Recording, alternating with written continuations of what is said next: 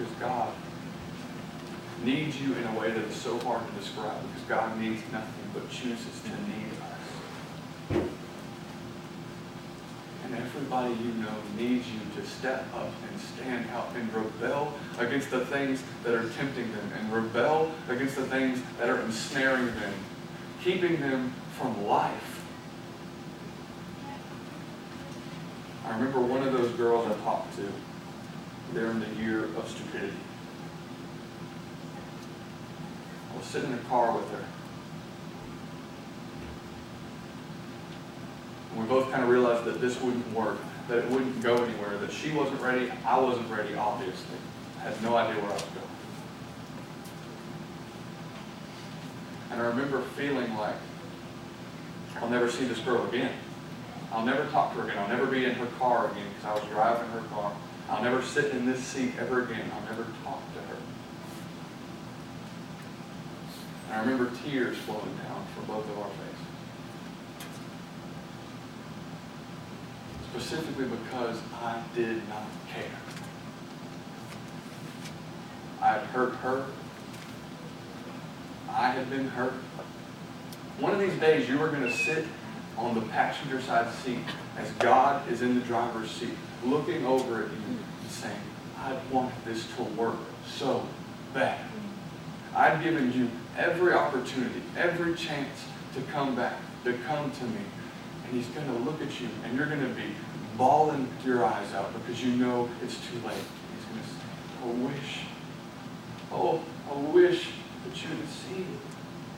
I wish that you would have answered the call. I wish you would have stepped up and stood out against everything that was thrown at you because I did it for you. I needed you. You need me. And it's going to be too late.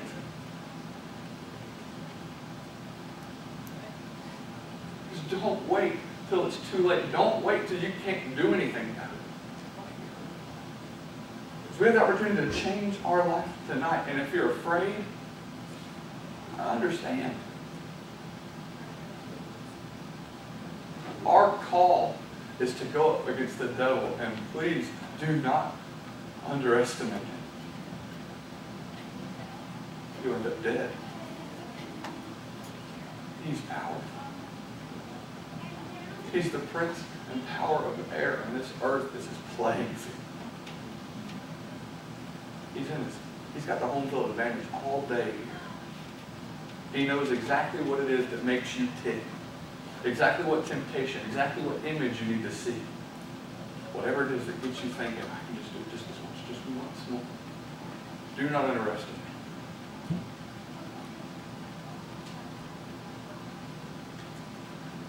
The term fear not is a command you can see throughout the Old Testament. God commands most of His leaders before they do something huge. Fear not. As Christians, do we live lives that even merit the command?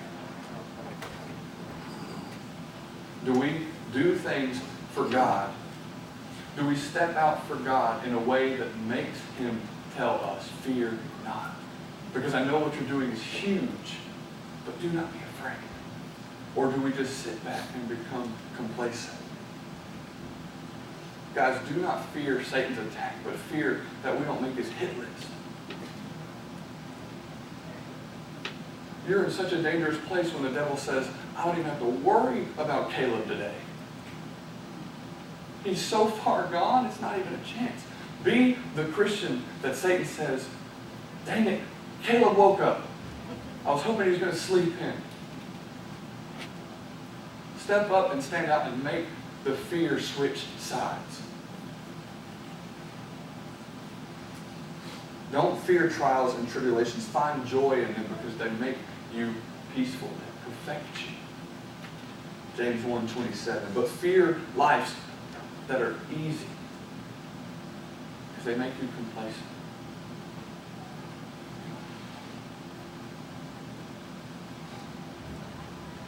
Don't fear that the message or story that you have to share with someone isn't good enough.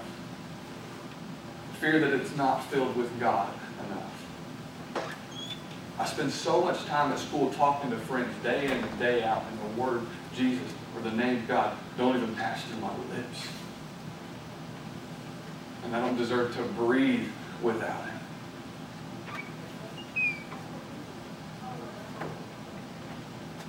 Don't fear attempting something great for God and failing. Because as long as your life is full of stepping out for God, even in your failures, He will be praised. As I sat there that night with that girl,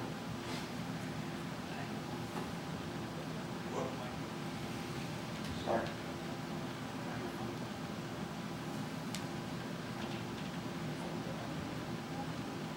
Sorry guys, completely forgot about this part of the lesson. Don't usually do this because, free heart when they pound in your head not to preach out of the message. It's probably a good thing. But this verse, I find it, it's Hebrews 12. I saw it a couple days ago and it really hit home with this thought and where we were in that car and where I think about we will be one day if it's too late in a car with God. And it's from the Message, so it probably won't sound a lot like what you're reading. It's Hebrews 12 and it's 16 and 17. Watch out for the Esau syndrome. Trading away God's lifelong gift in order to satisfy a short-term appetite. You well know how Esau later regretted that impulsive act and wanted God's blessing. But by then it was too late, tears or no tears.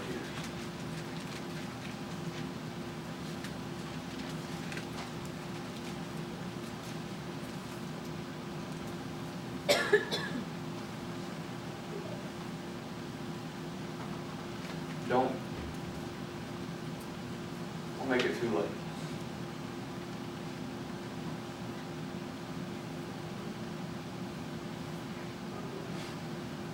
We all have huge decisions in our lives to make. Countless important things to decide. Where to go after high school, what to do, what job to work, who to marry. None of it matters if you miss this decision. It doesn't matter what job you work. You don't have to go to school at some preaching college. I mean, if you want to, that's awesome. You don't have to be a Bible major to change the world. You don't have to go and get some big degree and learn all this knowledge before you can change someone. Jesus found high school dropouts that were obviously not even that great at fishing and uprooted the planet. So that we're still talking about everything they did 2,000 years later.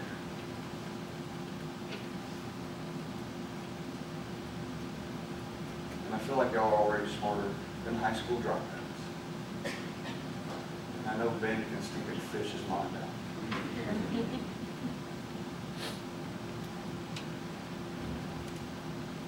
Maybe this has been short tonight.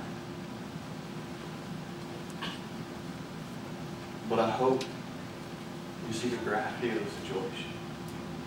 And I hope you never, ever find yourself in the chairs I found myself.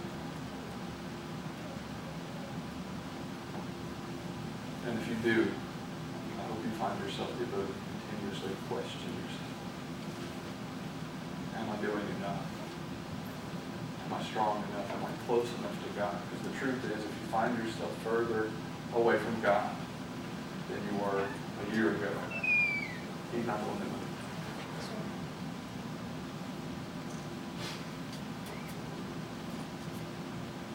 Tonight,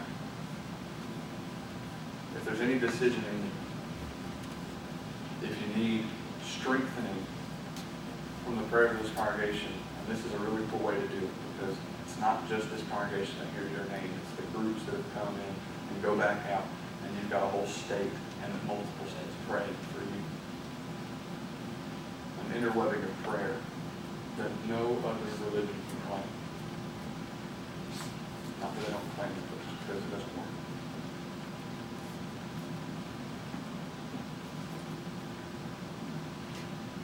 lost tonight, and you find yourself in the second chair, hopefully sometime this weekend you have gained the knowledge of this beautiful story of Christ and how he came and stood up off of his throne and everything he would ever need, where he was continuously praised and continuously glorified, made himself weaker and walked on this earth that his creation had already destroyed, taken advantage of, and abused. And he was mocked, not just on a cross, but his entire life. His family didn't believe. He was beaten, he was threatened multiple times.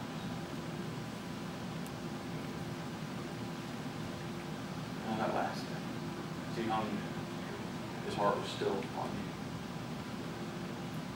Whatever he said.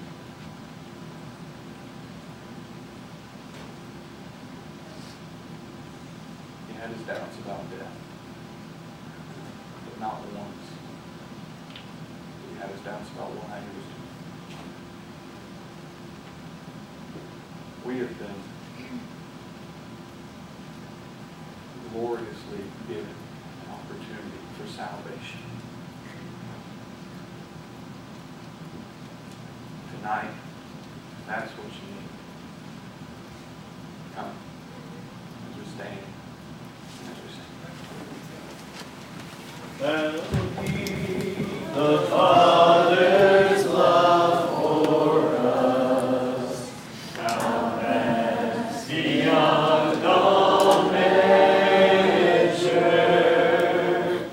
that He should give His only Son to make a wretch His treasure. How great the pain of searing loss! The Father turns His face away, as wounds which mar the chosen one bring many sons to glory. Behold the man upon the cross, by sin upon His shoulders. Ashamed, I hear my mocking voice call out among the scoffers. It was my sin that held Him there until it was accomplished. His dying breath has brought me life. I know that it is finished. I will not boast in anything, no riches, no power, no wisdom, but I will boast in Jesus Christ, His death and resurrection. Why should I gain from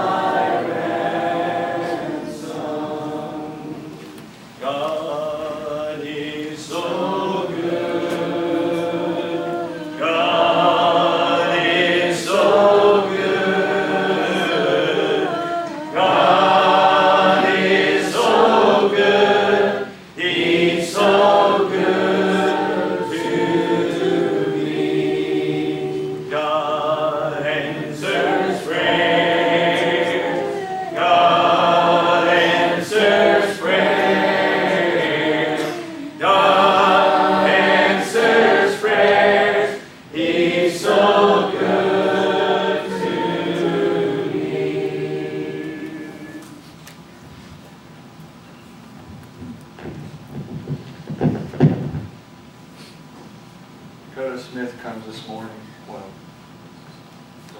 comes tonight, seeking prayers. He's going through some struggles. He feels empty. We've got on his behalf. We've got. Father God, you are so unbelievably beautiful. Everything around us that screams out your name, everything that points us to you, God.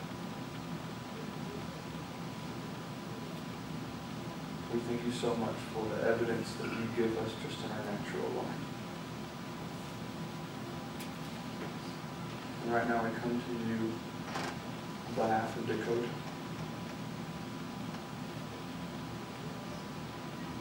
As he goes through these times and these struggles, God, I'm so thankful for his heart. I'm so thankful for his ability to test himself and to question himself and to see room for growth and improvement, God, and to seek it. I'm so thankful for his courage to be able to come in front of his friends, his family, and maybe even strangers to profess his needs and his shortcomings, God. And I ask that you just be with him. That you reach out with your hands and your arms through his friends and comfort and embrace him. God, that you be with the people around him and his church family as they strengthen him. I ask that you would have a fortress around him. God, I know that you are a gracious and loving God, and that whatever